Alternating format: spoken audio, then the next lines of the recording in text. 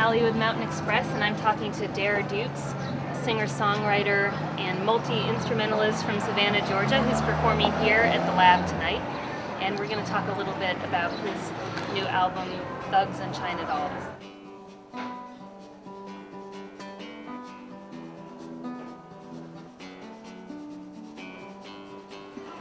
So this tour is your Thugs tour, and the album is Thugs and China Dolls. Tell me about the title, because you don't really, when I think of Thugs, your image is not what comes to mind.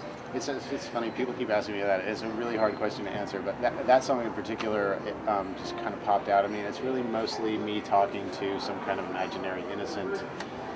Could be a child. I have a son now, so it could be him, but when I wrote it, he wasn't around, so I'm just sort of warning the child, or the innocent, whoever that is, about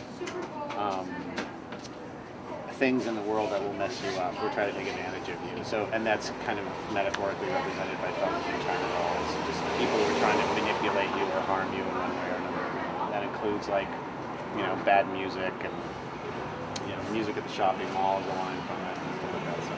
Yeah. In Sam's Cathedral, things are what they seem. Things will be different this time.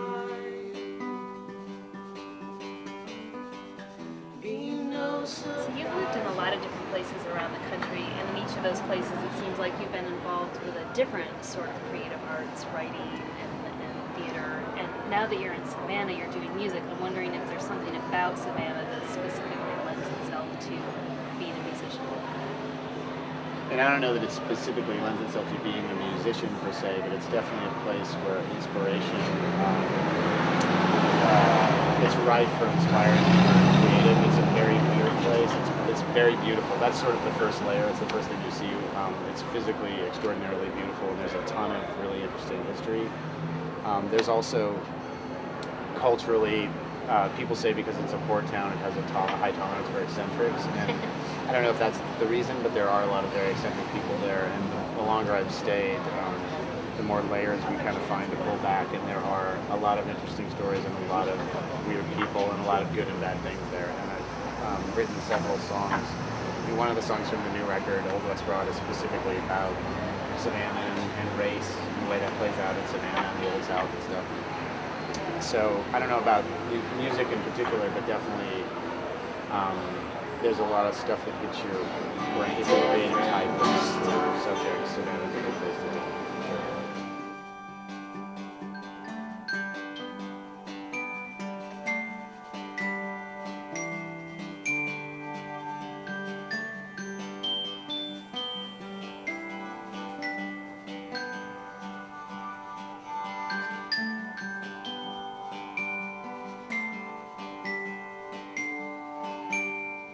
I know that you came from Chattanooga last night, now you're in Asheville. You were just talking about eccentric towns, and it seems like you're kind of on a tour of them.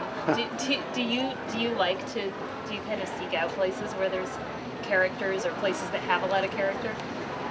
I mean, it's kind of hard to travel around this region and not bump into those places. Yeah. So, I mean, yes and no. I mean, I wasn't picking weirdness on the tour, but I mean, I do like places where unexpected people and things happen. And I mean, these days the country, when you drive around the country, like more and more places look identical, and so I really, love to find places that have a local sense of place about them. So yeah, I mean, a lot of old southern towns have that.